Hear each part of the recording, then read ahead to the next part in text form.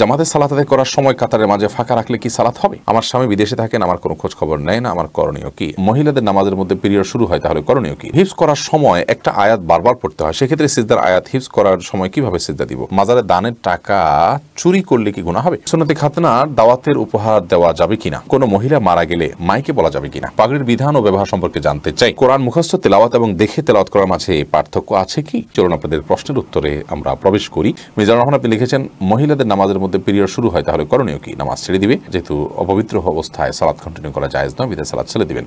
এরপরে শামীমা জান্নাত আপনি লিখেছেন, যেহেতু হিফজ করার সময় একটা আয়াত বারবার পড়তে হয়, সেক্ষেত্রে সিজদার আয়াত হিফজ করার সময় কিভাবে সিজদা দিব?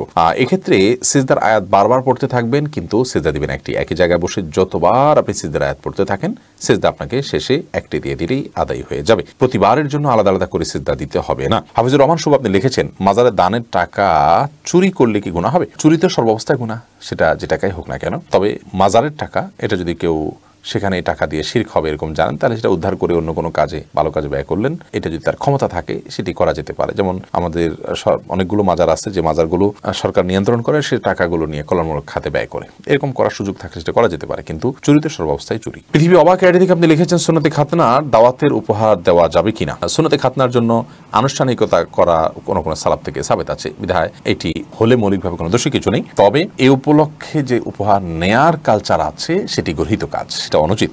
খাবার দাওয়াত দিয়ে উপহার নেয়া, টেবিল চেয়ার বসি এবং সিস্টেম করে। যারা খেয়েছেন তারা নিজেদের থেকে সন্তানকে উপহার দিচ্ছেন, বাবাকে উপহার দিচ্ছেন, এটা তো একান্ত তাদের বিষয়। এটি যদি কোনো কথার মধ্যে সিস্টেমের কারণে দিতে বাধ্য না হয়ে নিজের থেকে তারা দিয়ে থাকেন উইলিংলি, তাহলে এটা জায়েজ আছে। এমনি মিজানুর রহমান লিখেছেন, কোনো মহিলা মারা গেলে মাইকে বলা যাবে কিনা? কোনো মহিলা যদি মারা যান, তাহলে সেক্ষেত্রে মহিলা হোক আর পুরুষ হোক সকলের জন্য একই কথা প্রযোজ্য।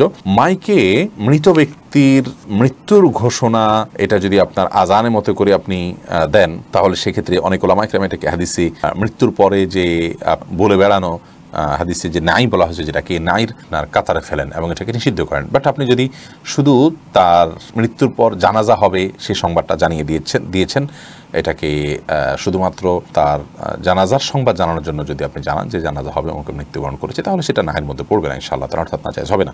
সালমান আব্দুল আপনি লিখেছেন, পাগড়ির বিধান ও ব্যবহার সম্পর্কে জানতে চাই। পাগড়ি বিভিন্ন হাদিস থেকে বোঝা যায় যে পাগড়ি পরেছেন নবী করিম সাল্লাল্লাহু আলাইহি ওয়াসাল্লাম, সাহাবা ইকরাম, কিন্তু এটার যে ফজিলত আমরা অনেকে শুনি যে এটা পড়লে 70 নামাজের মধ্যে 70 গুণ সওয়াব ইত্যাদি, এগুলো বিশুদ্ধ নয়, একটাও বিশুদ্ধ হাদিস দ্বারাই প্রমাণিত নয়। তবে নবী করিম সাল্লাল্লাহু আলাইহি ওয়াসাল্লাম পাগড়ি ছিল, কালো পাগড়ি ছিল, এবং তার পাগড়ি আরো বিভিন্ন বিবরণ পাওয়া যায় হাদিস থেকে। অতএব যদি কেউ পড়েন তাহলে সেক্ষেত্রে সুন্নাহ আদায় হবে। এখন পাগড়ি এটার অবশ্য আরো বিস্তারিত বিবরণ আছে, ইনশাআল্লাহ আমরা ডিটেইল কোন একটা ভিডিওতে বলবো। অনেকে মাথার উপরে একটা রুমাল রাখা, সেটাকেও পাগড়ি বলেন। পাগড়ির প্যাচ কিভাবে হবে? আজকে যে প্যাচগুলো আমরা দেখি, এক এক এলাকাতে এক এক রকমের প্যাচ, ইরানিরা এক রকমের পাগড়িতে প্যাচ দেন, আফগানিরা আরেক রকমের পাগড়িতে প্যাচ দেন, এরকম আরো বিভিন্ন রকমের পাগড়ির প্যাচের বিষয়টা আছে। আরাবিয়ানদের মধ্যে অনেকে একটা রুমালকে রেখে দুই ভাঁজ দুই দিকে দিয়ে ফেলে রাখেন মাথার উপরে, সেটাকেও তারা অনেকে পাগড়ি হিসাবে বলেন। তো এটা নিয়ে ডিটেইল আলোচনা ইনশাআল্লাহ বিইذনিল্লাহ আমরা কোনো একটা ভিডিওতে করব।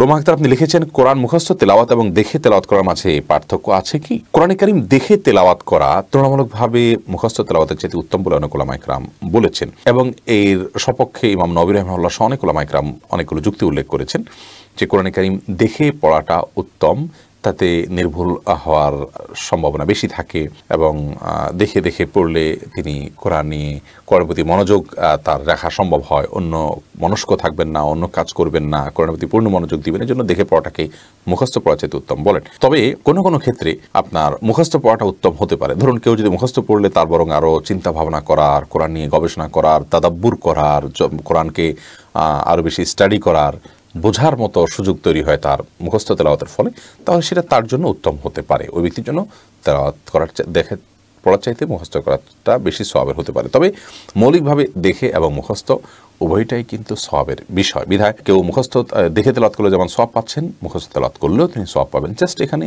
মানে উত্তম অনুত্তমের বিষয়, সওয়াবের কোনো মানে সওয়াব হবে না হবে এরকম বিষয় না। এরপরে এমডি পাপেল ইসলাম আপনি লিখেছেন, জামাতে সালাত আদায় করার সময় কাতারের মাঝে ফাঁকা রাখলে কি সালাত হবে?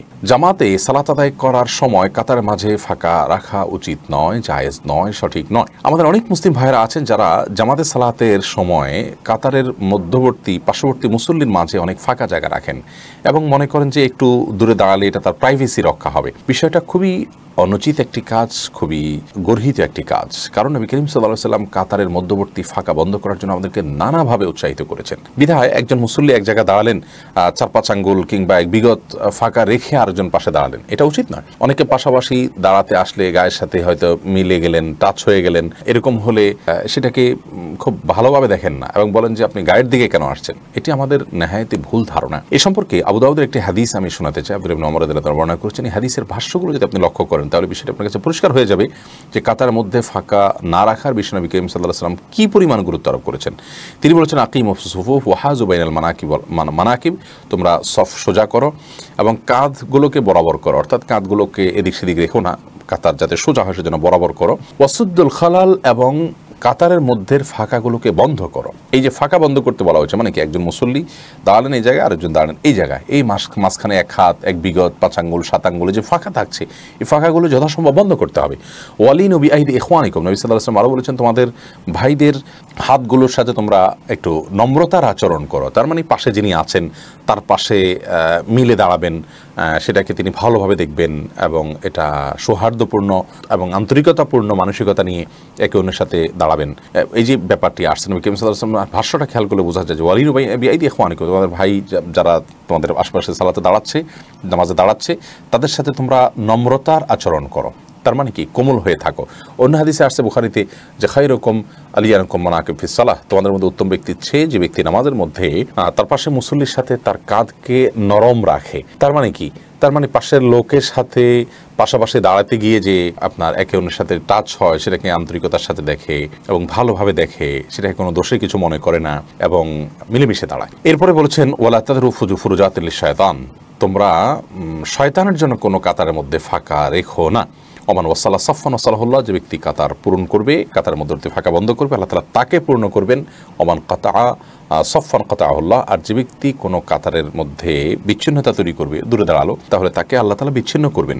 মুআজামে আওসাত তাবরানির একটি হাদিস আম্মা জারা আয়েশা থেকে বর্ণিত। সেই হাদিস নবী করিম সাল্লাল্লাহু আলাইহি ওয়াসাল্লাম বলেছেন যে নিশ্চয় আল্লাহ এবং আল্লাহ তাআলা রহমত নাযিল করেন এবং তার ফেরেশতারা দোয়া করেন ওই ব্যক্তির জন্য যে ব্যক্তি কাতারগুলোকে সংযুক্ত করে, কাতারের মধ্যে ফাঁকা না রাখে।